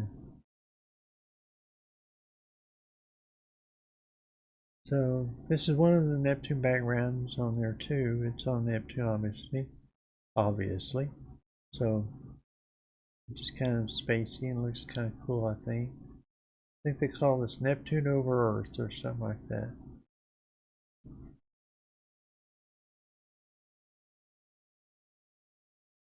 And so that's pretty good. Now, yeah, if you go back to the beginning of this live stream, when you get a chance, you can see I go extensively into how I set up Neptune on this system. I'm still going to get to Y-bar and get that thing polished up better, so it has more what I want on it, like on the power bar blue. I like that color and everything. I'm going to try and steal that from Arch Linux, which I did on one of my i3 installations I did a while back. I just pulled all the configurations from Arch Linux over to whatever system I was on. In fact, it may have been the system. I don't remember what i3 on here. I don't know. I can't change it now. I'm in the middle of the stream.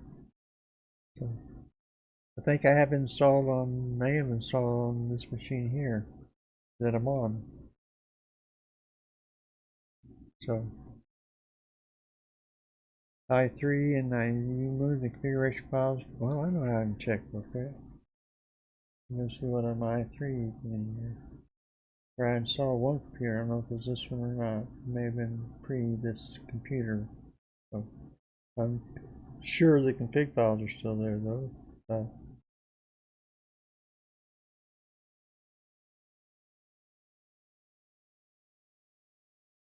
yeah, scripts. Yeah, I think they didn't use the. They have several saved and originals. That's the original config files, saved config files, i3 blocks, config, key bindings. This doesn't look like what I remember the Arch Linux version of i3 was. So maybe thinking a Qtile is what I did. Yeah, I think a Qtile is what I did in that.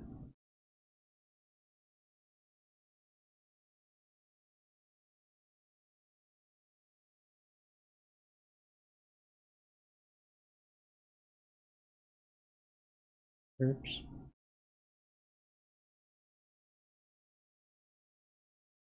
I can type right.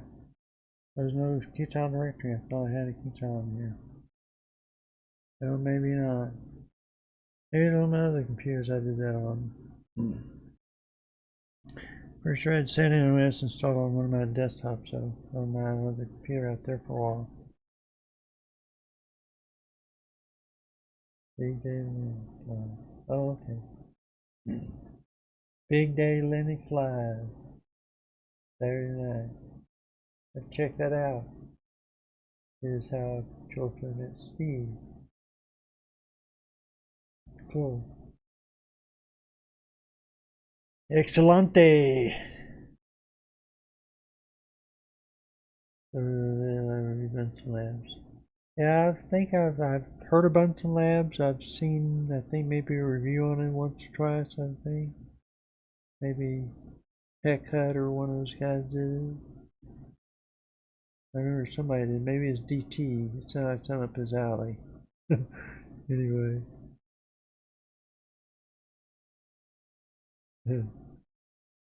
Joyfully? Yeah, joyfully. Hey, you're a joyful guy, Steve. So, let's see. Yeah, at some point I'm going to try and see if I can get a Zoom on here. And I've thought about maybe trying it out with my son or something. Of course, he's in college, and so his time's limited on what he can do, you know. But he's agreed to come on one of these Sunday afternoons and check it out and that kind of thing. Maybe secretly watching. I just don't even know it right now. See what I'm doing over here, what's going on, you know. So, let's see, Q-time. Any other questions or thoughts or anything like that? Trying to think if there's anything else. Oh, I was going to show you the thumbnail thing. Yeah. Yeah, well, so main two programs used for thumbnails editing wise is Inkscape and Krita. Now, Inkscape I use because it's a what do they call that? Kind of files or thing. Creates y'all probably know what I'm talking about. It's a scalable thing. You can scale out, and no matter how big you scale it out or anything, text and stuff, it doesn't get the fuzzy look, you know, like if you're using pixels. It doesn't use pixels, it uses more lines and curves and things like that. Anyway, that kind of file, SVG, yeah, if you use that. Oh, let me jump back. This is, I'm jumping around here a bit, but one other thing I wanted to say was that I was looking for more modern-ish stuff on my distro, and Debian didn't have it. Neither does Neptune really, except for certain things I mentioned on the LibreOffice. It seems like it's updated more, but I couldn't. I wanted a more updated version of OBS, so I found an app image of it, and I use that all the time, which is kind of convenient in some ways. Then you always have the same thing every time it works for you. So it's not the most updated app image, but it's updated to the point where if I want to use a pause button on it, I can. One of the things I was looking for it, so I can pause my videos when I'm creating them and do that kind of thing. So now I'm live streaming. I've lost that option again. So because you can't have it separate live streaming and pause, obviously. Yeah, everything frees it. That kind of thing. So anyway, getting back to what I was going to talk about. Oh, Inkscape. Yeah. Let's see.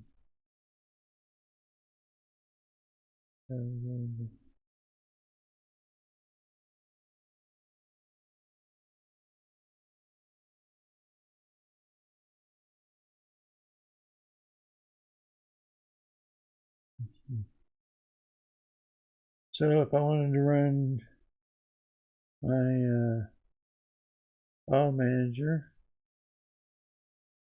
over here,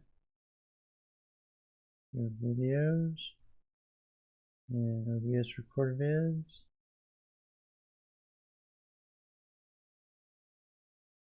Yeah, I've been trying to find out where I can set the default double click on here to be a little bit longer, because it's always set too quick, but I haven't found the setting for it yet. I don't remember and I don't know for sure. Anyway, now let's screw the guy. And we have There's my live show stuff.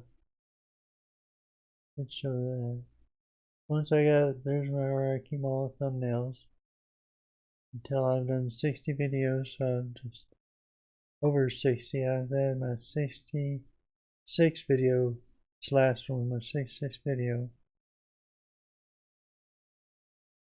So get all these things. There's the last one I did. So first I will call the thumbnail. Then I'll go into Inkscape and I'll do this thumbnail here. And then I'll add words to it. So it's with words, what WW stands for. Excuse me. That's with words, what WW stands for. WW. And then I'll take it in Krita because the screen size usually is 1920 by 1080. If I do a screen capture or something like that, or it's a different size what I need. Which the standard thumbnail for YouTube videos is 1280 by 720 pixels. So I use Krita to resize it because it's been the easiest resizing thing and doesn't mess up other things on it. I know how to do that pretty easy. So I open Krita, resize it, and then use exit. There's an occasion where I need to crop some stuff out, so I also use it for that purpose because it's pretty easy to crop out on Krita. Whereas Inkscape, I haven't found an easy way to do that. So, yeah. Some people like GIMP, and I understand that. Of course, GIMP, you can't create words that scale with you. So I'll show you that here. Because I also have in my source files here, I have all my, I used to use Kdenlive for a while, but now I use a different editor. Here we go. So here I did app image vid MTL. Here's article links for the managers.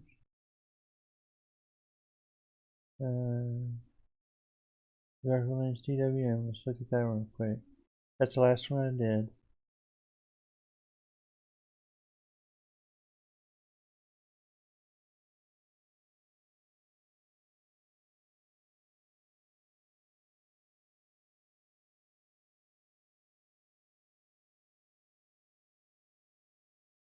Yeah. Let's see. Right.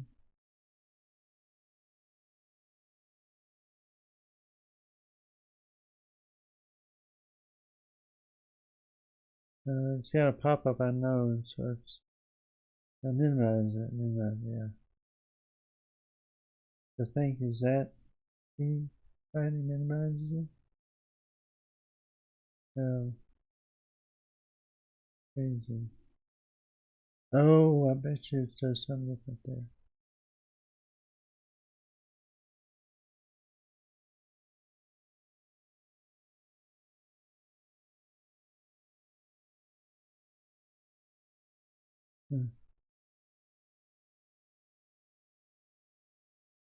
Yeah, I forget you have to like left click on it, you have to open with.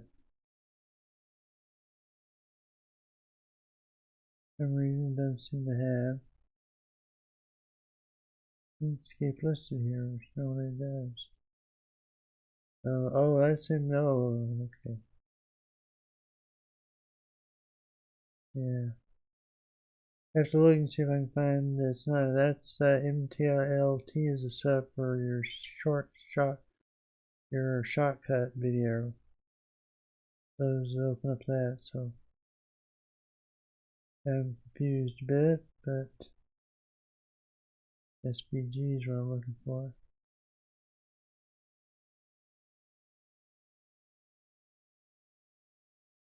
Like this one, but that one probably won't make much sense. I know what we can do. For a live show.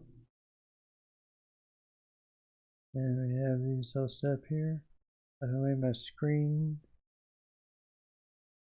for topics. Let's go into here. And there you are. And I edit this there. Double click into it. And I can change it whatever I want it to be. Now it seems like the theme here. Like if I want to change this one, be the same look as the rest of it.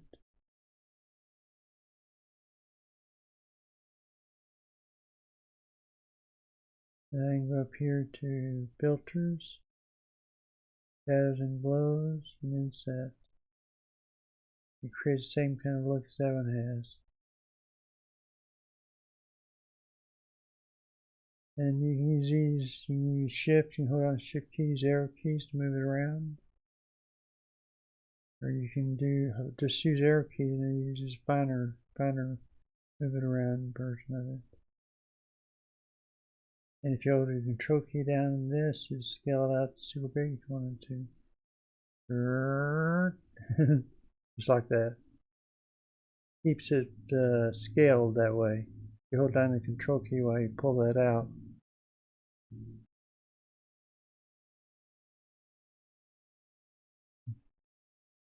So that's how I make my thumbnails pretty much. I get a good screenshot, I add these words to it. I put it in and create it and I reduce the size down to it. And that's how it works. I export it out, you hit page, get the whole thing. Did that, I cut this off if I wanted this, so I'm not going to do that, but I'm not going to save this, but yeah. Screwed up too much to save it. Anyway, you say your name. Now the thing is, you got to say your name in here, what you want it to be, which is the same every time for this one. Hit export, poof, and it exports it out, the PNG file.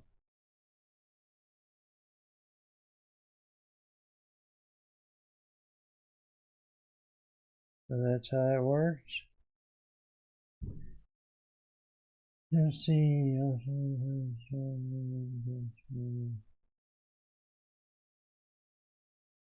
Yeah. Yeah, it's a nice thing about doing that. And you can install whatever window manager you want on your computer and you test them out that way. Some are easier to do that with than others. Some of them require like Qtile. You gotta hunt up peck for the config file in there. You gotta do the same thing, you gotta copy the config file before you even have anything show. Awesome at least will pull the config file from the RC Lua from the other one and show something, so you can add it, you can work in it out of the default, but the config file for Qtile, for example, you have to go in and put it over there and set up in the directory before you start Qtile, otherwise you won't have any kind of thing. So it helps having a working desktop or other window manager works like Awesome or i3 out of the box. Yeah, that's what i3 does for you automatically, is it copies the standard config file out of the other one over to the other one. Yeah, it'd be hard to do in Paint, that's for sure. Yeah. So that's one of the things about Inkscape, is you can scale out things as big as you want and it still looks good. Still looks clean, sharp, that kind of thing. That's the advantage of that type of file system. Vector graphics, that's what it's called, vector graphics. As opposed to pixel graphics, which is all little pixels. When you pull those out and make them bigger, it starts to get fuzzier and fuzzier as you pull it out. But you have a real high resolution on it or something like that.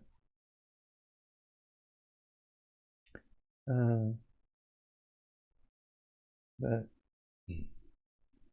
that's the cool thing. You can take whatever distro you're currently using, you can install whatever window manager you want to try on it, do it that way. And if you screw up your system, you always have your desktop to fall back on. That's what I had to do to learn how to do these things, is that. Or you can go somewhere. Excuse me. My throat's getting bad again.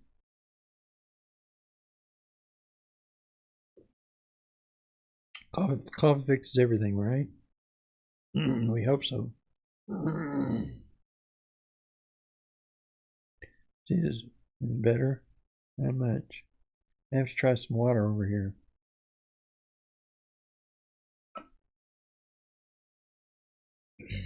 There, that's better, I think. Cleared the gunk out of off my vocal cords. So yeah. And you can install whatever window manager you want on your desktop. You can install as many as you want too. Unlike desktops environments, like full-fledged desktop environments, you don't install too many of those in one shot.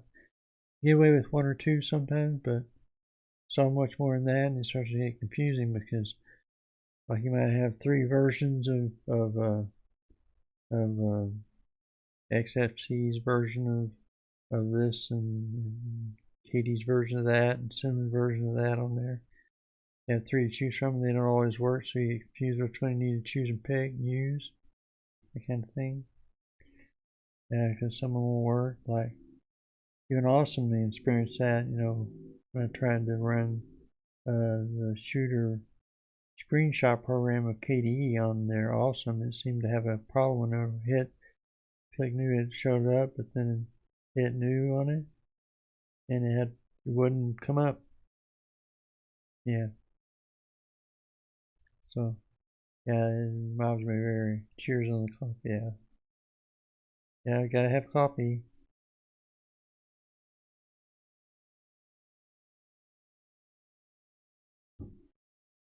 And let's see. It's almost 6 o'clock. It means I've been on for 2 hours. Yay. So, another 2 hour show under the belt. Any other questions? Not so and so. Yeah. Yeah, Solus doesn't have a lot. That's one of the reasons I used to use Solus as my daily driver for a while. It's a good system, I liked it. But it seemed to frequently run into problems with not finding all the packages you wanted on it. And like I say, Austin's available in almost all the window managers. It's a good system to start out with too. Arco Linux, so it has probably one of the best setups for that. If you want something out of the box, usually window managers will work out of the box. You can use them. So far, all the ones I've used so far have done that. Of course, they use a lot of patches and scripts. That's something I forgot to show on DWM last time. Patching they did to it. There's patches they added to it that there's a long list of them. Because you have to patch to make it good and usable, you have to patch DWM up a good bit. So if you install that out of the box on there, you're going to get into the lead users, minimalistic and lead user base that they have there. So, yeah, which means you need to know your way around C+ language to use it, and you have to compile it every time you want to make a change to it. So if you want to change a font, you have to recompile it, the whole program every time. Of course, it's not a very big program apparently. 2,000 some odd lines of code in it.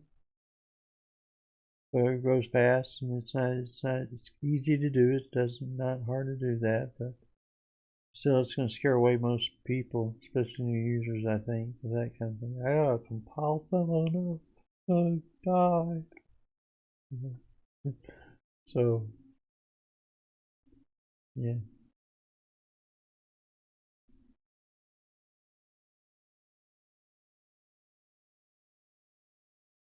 Yeah. Yeah, especially when it's rarely booted up, that's for sure. When they come to it and find out gobs and gobs of updates, you have to log into them very frequently and update them frequently, at least once a week.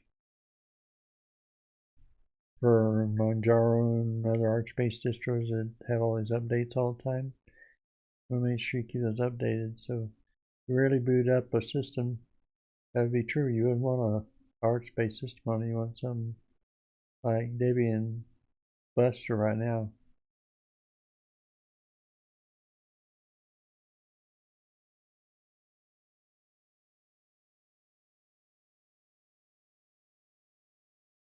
Yeah, that's good. Yeah.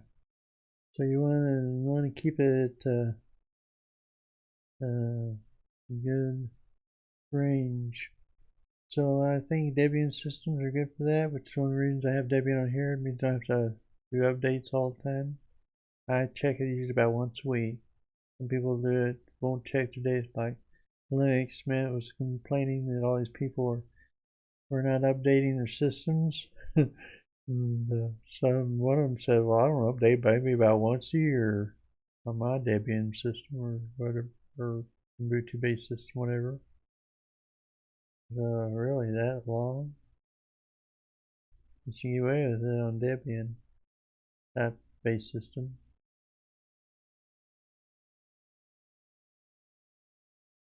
And once a year's kind of a long time to upgrade though. But yeah, he updated. This one guy, I think Tech Hut, if I remember correctly, said this. I don't remember his Tech Hut or something else, but said he upgrades maybe his whole system about once a month or so, or once every 2 or 3 months, something like that. It's kind of long time before you update the distro.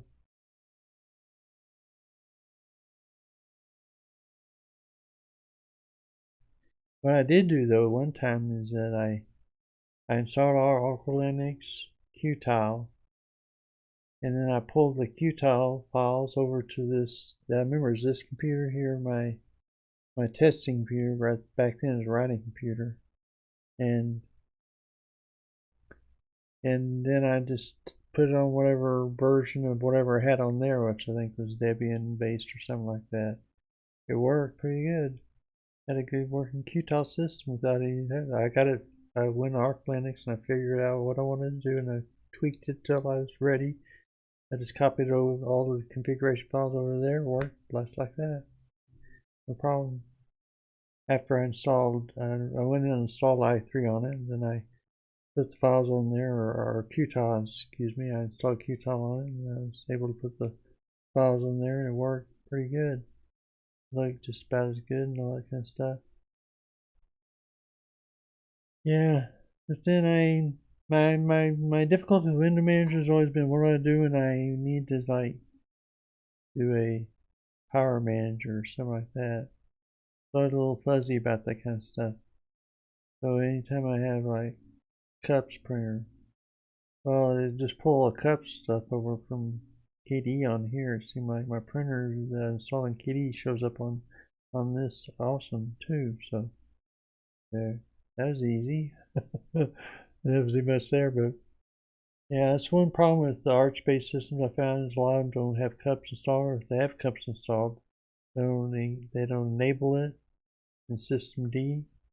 They don't. If they do enable the System D, then they don't put a print manager on there. And so to find one that does all three and has it so you set up is rare. I think Manjaro, one or two versions of Manjaro had one set up almost all out of the box. All you had to do is just install your printer, figure out how to do that. But yeah, so sometimes you gotta tweak and fiddle with your printer settings in there to make it work right, but they work pretty good on a Debian based system. Yeah.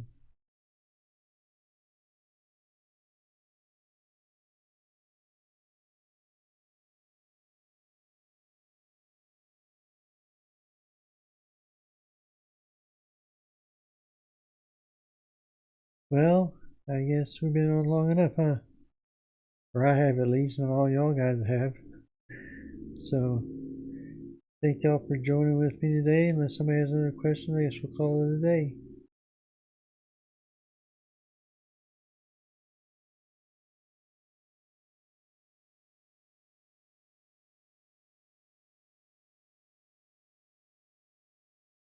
That said, yes, I'm waiting for the live stream. I know it takes a while to type after hearing what I said on the live stream.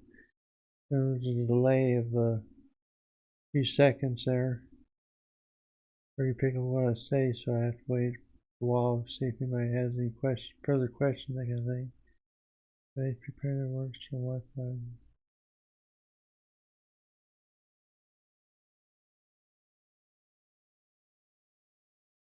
That's good. Yeah. Yeah, I use, mainly I found brother printers now. The thing about brother printers, you usually have to use their own installer for it. Welcome, Peter. Thank you. And for being here for a while. And Steve and Royce, who I think was here for a while. Steve, do you know who Royce is? Is he somebody you've seen before on your channel? I was familiar with him. I don't think he's on last week, if I remember right. I think he's a new checkout that person. Right. We'll call it a day, I think, and thanks everybody for joining in and for all the good conversation, all that kind of stuff. And may the Linux Force be with you. Bye.